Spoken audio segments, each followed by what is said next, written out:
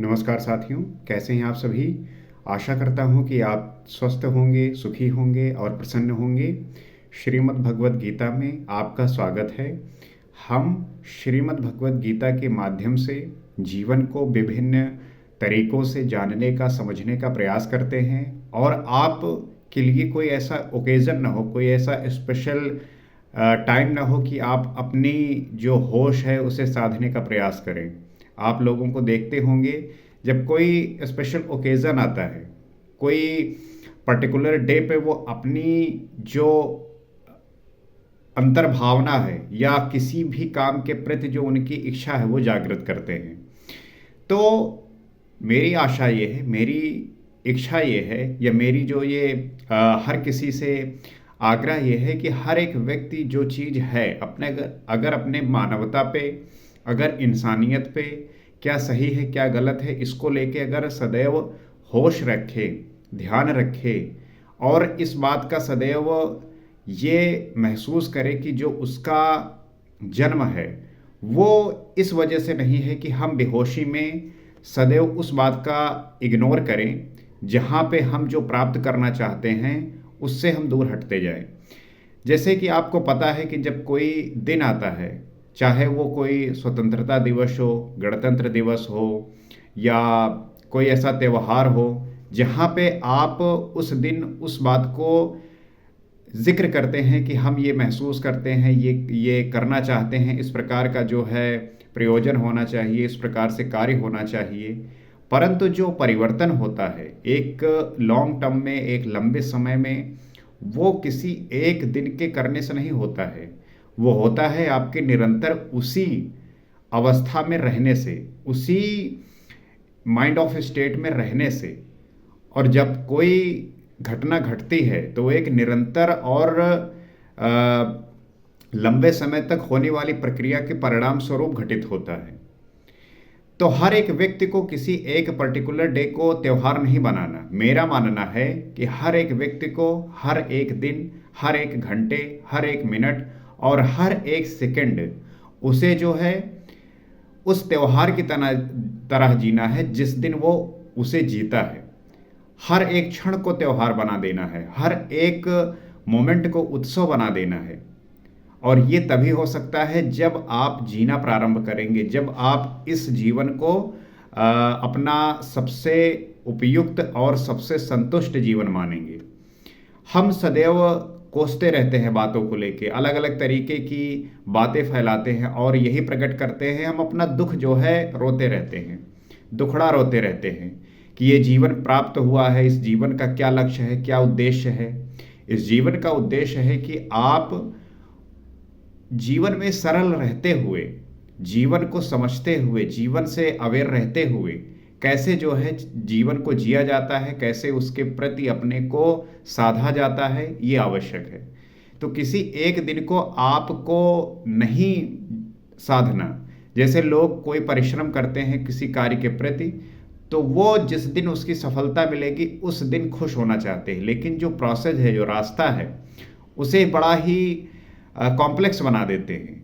इतनी कॉम्प्लेक्सिटी लेके आ जाते हैं अपने जीवन में कि उनका जो स्वाभाविक जीवन है, जो प्रकृति से मैच करना चाहिए, वो बिखर जाता है। वो ना तो जी पाते हैं और फिर जब वो उस प्रकार से अपने आप को मैनेज नहीं करते, तब उनका जो गोल है, जो लक्ष्य है, वो भी कहीं ना कहीं बिखर जाता है। तो होश जो है बहुत आवश्यक है और जब आप इसको नित्य करने का प्रयास करेंगे, साधने का प्रयास करेंगे, तो आपको जो है इसमें सफलता अवश्य मिलेगी।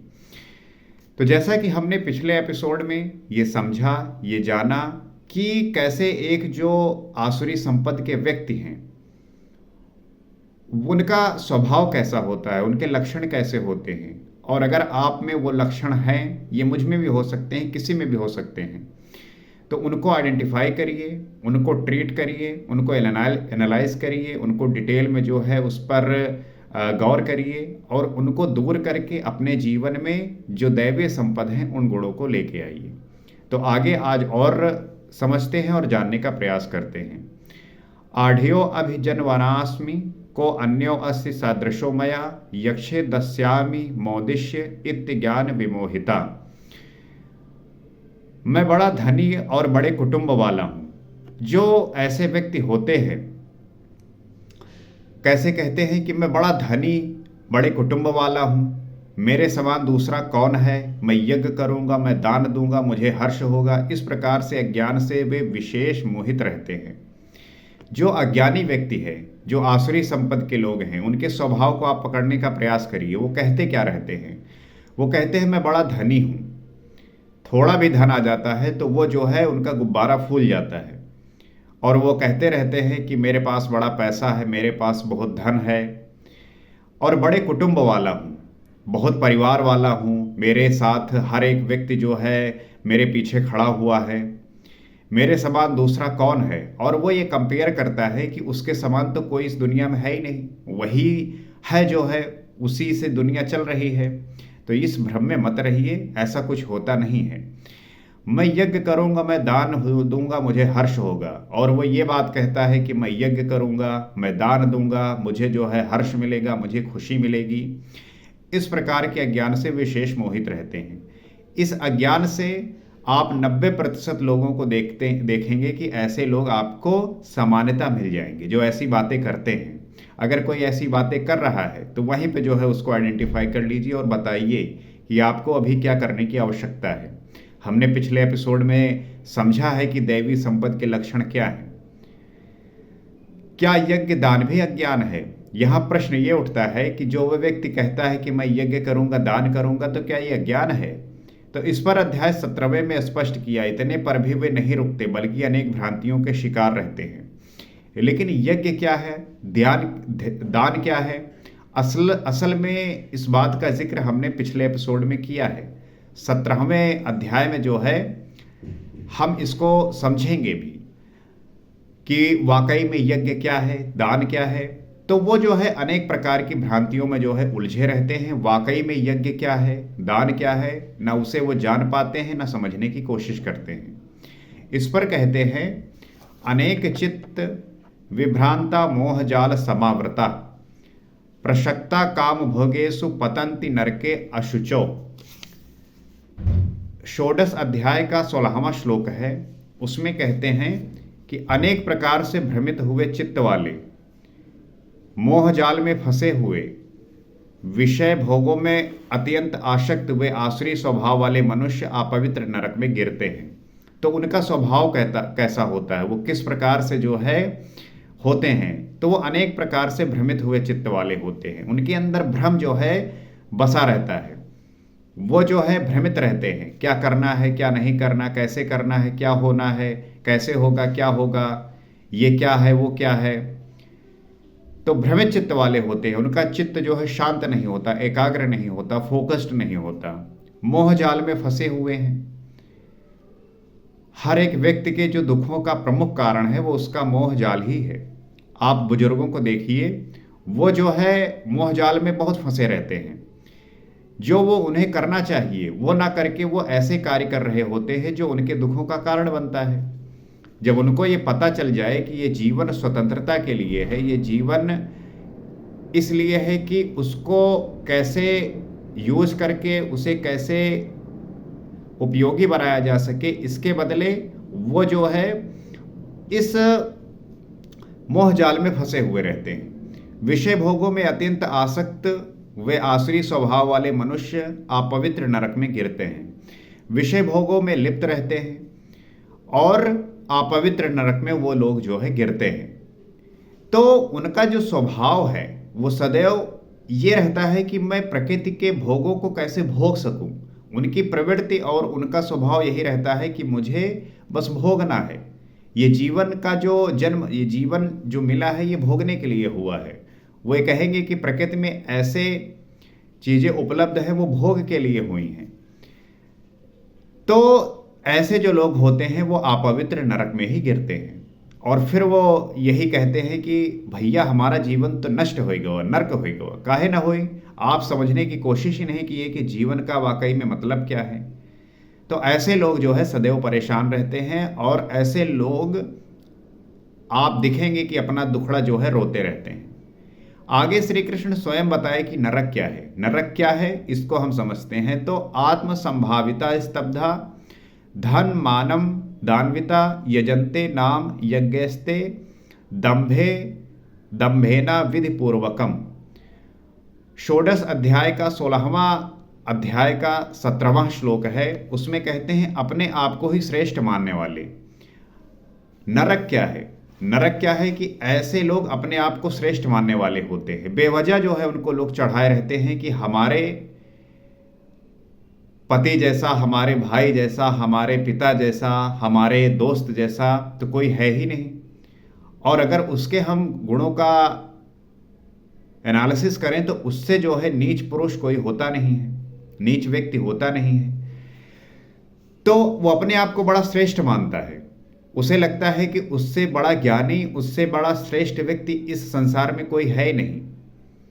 जिसे थोड़ा ज्ञान हो गया उसे लगता है कि उसके जैसा कोई ज्ञानी नहीं, पूरी दुनिया मूर्ख है। जिसे थोड़ा बल हो गया उसे लगता है मेरे जैसा कोई बल ही नहीं है, सब जो है रोगी है। तो वो इस भाव से जो है जीने लगते हैं और ये मूर्खता का प्रमाण है। धन और मान के मद से युक्त होकर वे घमंडी मनुष्य शास्त्र विद से रहित केवल नाम मात्र के यज्ञों द्वारा पाखंड से यजन करते हैं।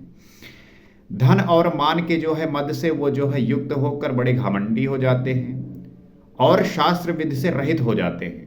किस प्रकार से जीना है, कैसे विधि करनी है, क्या सच्चाई है, धर्म से सत्य से विमुख हो जाते हैं और नाम मात्र के यज्ञों द्वारा पाखंड करके यजन करते रहते हैं। तो क्या वही यज्ञ करते हैं जैसा श्री कृष्ण ने बताया? नहीं, उस विधि को छोड़कर करते हैं, क्योंकि विधि योगेश्वर ने स्वयं बताई है। तो प्रश्न ये उठता है कि क्या ये वही यज्ञ करते हैं जिसकी बात हमने की है? हमने पिछले एपिसोड में ये पूरी तरीके से समझा है कि यज्ञ किस प्रकार से होता है।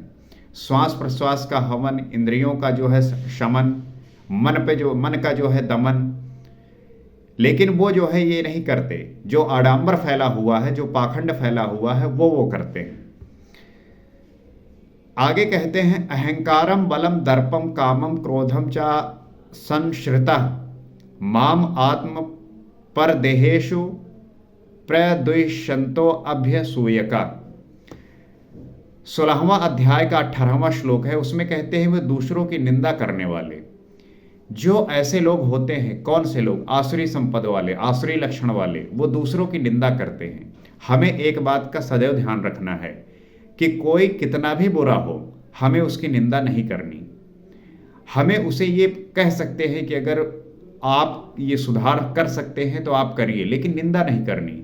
हमें सदैव दूसरे की जो है प्रशंसा करनी है, उसके गुणों में सुधार कैसे हो सके ये बात करनी है, लेकिन निंदा कभी नहीं करनी। अगर आप निंदा कर रहे हैं तो आप समझ लीजिए आसुरी संपत्ति वाले हैं, आसुरी लक्षण वाले हैं। ये अच्छा गुण नहीं माना जाता। इसलिए आज से आप ये संकल्प लीजिए कि आपको दूसरे की निंदा नहीं करनी। अहंकार, बल, घमंड, कामना और क्रोध के परायण हुए व्यक्ति अपने और दूसरों के शरीर में स्थित मुझे अंतर्यामी परमात्मा से द्वेष करने वाले हैं।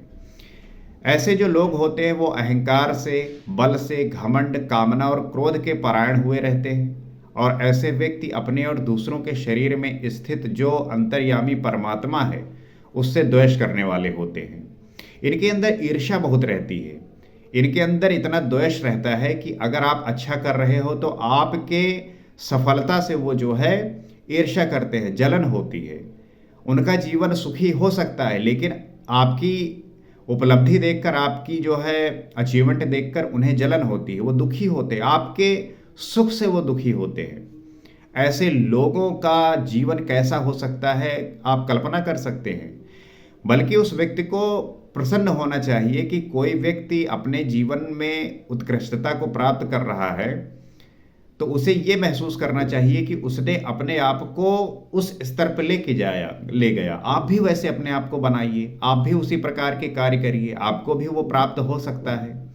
तो ईर्ष्या जब तक आप करेंगे आपके जीवन में दुख सदैव बरकरार रहेगा। और शास्त्र विधि से परमात्मा का सुमिरन एक यज्ञ है। जो शास्त्र विधि कहती है वो ये कहती है कि जो यज्ञ है वो है परमात्मा का सुमिरन। आपके जो श्वास प्रश्वास है जो चल रही हैं, प्राण और अपान का जो हवन है, इसे जो है ध्यान रखना है, इस पे जो है आपका फोकस होना चाहिए। जो इस विधि को त्याग कर नाम मात्र का यज्ञ करते हैं, यज्ञ के नाम पर कुछ ना कुछ करते ही रहते हैं, वे अपने और दूसरों के शरीर में स्थित मुझ परमात्मा से द्वेष करने वाले हैं। तो जो लोग इस विधि को त्याग कर नाम मात्र का यज्ञ करते हैं, यज्ञ के नाम पर कुछ ना कुछ करते रहते हैं, वो अपने और दूसरों के शरीर में स्थित मुझ परमात्मा से द्वेष करने वाले होते हैं। ऐसे लोग अपने और दूसरों के व्यक्ति में दूसरे व्यक्ति के रूप में जो परमात्मा स्थित है उसको उससे द्वेष करने वाले होते हैं, क्योंकि घमंडी होते हैं। उन्हें लगता है कि ये सृष्टि जो है वही चला रहे हैं। लोग द्वेष करते ही रहते हैं और बच भी जाते हैं। क्या ये भी बच जाएंगे? इस पर कहते हैं नहीं। जो लोग द्वेष करते हैं, ईर्ष्या करते हैं, दूसरों के बारे में गलत सोचते हैं, निंदा करते हैं, ऐसे लोग क्या बच पाते हैं? तो नहीं, वो नहीं बच सकते। वो जीवन में सदैव दुख से ग्रसित रहेंगे। उनके जीवन में आनंद का जो धारा है वो बहेगी नहीं। वो नित्य जो है परेशान रहेंगे और अपने जीवन में जो उपलब्धि प्राप्त करना चाहते हैं वो नहीं प्राप्त कर पाएंगे, क्योंकि ऐसे लोग विषयों और वस्तुओं के प्रति आकर्षित रहते हैं। उनको उसके सिवा कुछ दिखता नहीं है। तो आपको अपने होश को साधते हुए हमें ये जानना है और समझना है कि दूसरे व्यक्ति का जो प्रभाव है वो आपको क्या सिखा रहा है। उसके अचीवमेंट से आपको दुख नहीं होना चाहिए। वो उसकी अपनी जो है उपलब्धि है, उसने अपने आप को वैसा बनाया होगा। तो आप अपने पे ध्यान देते हुए अपने प्रति श्रद्धावान रहें, अपनी निष्ठा को बनाए रखें, अपने गोल पर, अपने लक्ष्य को पूरा करने के लिए जो उसकी आवश्यकताएं हैं उसके प्रति अपने आप को समर्पित रखें और सिर्फ अपने आप से अपना मतलब रखें। और ये ध्यान दें कि आपका जो होश है, आपका जो साधना है वो आपके प्रति जो है नित्य बनी रहे। और जब आप इसी प्रकार से नित्य का कर्म करते रहते हैं तो आपको भी वो उपलब्धि मिलती है। तो द्वेष क्यों करना, ईर्ष्या क्यों करना? उम्मीद करते हैं कि बात आप समझ पा रहे होंगे और आप अध्ययन भी कर रहे होंगे, पढ़ भी रहे होंगे, क्योंकि जब आप इस प्रकार से चीज़ें जानने का प्रयास करते हैं तो आपके अंदर स्वतः जो है पढ़ने, अध्ययन करने और मनन चिंतन करने की जो विधि है वो आ जाती है और आपके स्वभाव में वो आने लगती है। फिर आपके उसी प्रकार से थॉट प्रोसेस काम करते हैं और आपके जीवन में आनंद बहता है। आज के लिए इतना ही। नमस्कार।